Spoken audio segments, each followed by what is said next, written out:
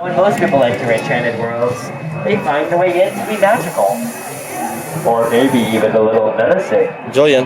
But don't worry, although it appears as if we're being swallowed by Monstro, the whale with bad oral hygiene, we are really being transported to a magical place called Storybook Land.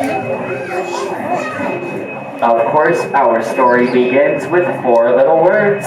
Does anyone know what they are? Once. Correct. Time. Correct again. A time. Absolutely correct. Once upon a time, and in this case, with a big bad wolf. He lives in the cave to our left, and he's always after those little piggies. But luckily, they live across the way. And house is made of straw, stick, and guaranteed wolf-proof brick. As we make our way around the corner, our story gets a little strange, for we are entering the quaint little village where Alice calls home. On one golden afternoon, she followed the white rabbit down the rabbit hole to Wonderland. On our right is London Park, over which Peter Pan and the darling children flew to the second star on the right, Neverland. Storybook Land is also home to enchanted gigantic ducks. Straight up ahead of us is Agrabah, city of wonder and enchantment. Here, Princess Jasmine and Aladdin first bumped in the marketplace, and Aladdin stole a loaf of bread, 3 apples, and Princess Jasmine's heart.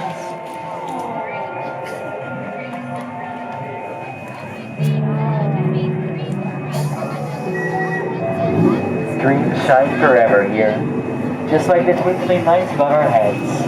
The very same ones where Aladdin and Jasmine flew over, sideways, and under on a magic carpet ride to a whole new world. We're gonna beat you. You'll never catch up. And we have the lead. All good stories are full of love and light, but they also have their dark and mysterious places too, like the Cave of Wonder.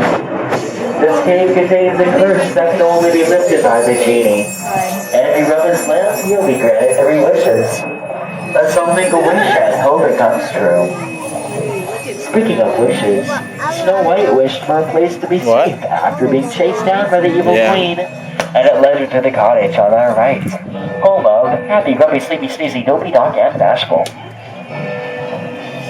Cinderella wished to go to the ball. Her fairy godmother granted that wish, but when she wasn't home by midnight, her coach was turned into a pumpkin. It's still up there on the bridge. Although magic has its limits, thankfully, Elijah does not. What? And the 2 are married and living up in the castle. At the house. Alright, ladies and gentlemen, it's time for a pop quiz. Make sure to raise your hands. Are you ready? Alright, question number 1. Can dreams come true? They're just raising their hand. Yes, you in the middle? Yes. Absolutely. Do you want to know what your prize is? Yes. You and the rest of your party will be spending the rest of the day at Disneyland. That's alright, ladies and gentlemen. Dreams can come true. Dreams, like wishes, play a very powerful part here. Even the plants are enchanted, made tiny by Tinkerbell, so they, like the lost boys in Neverland, would never grow up either. This magic is what made this place a favorite of legendary storyteller Walt Disney himself, and continues to inspire new tales to this very day.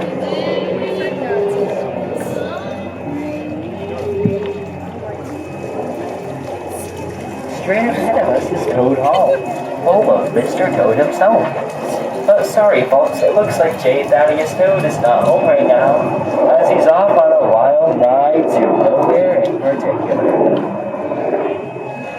Beyond us is the kingdom of Arendelle, with the castle at bay, Duke Russell can trip an anchor, and Elsa's icy palace in the snow-covered mountains.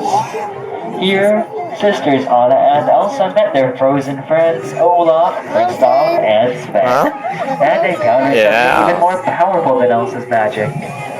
The power of love.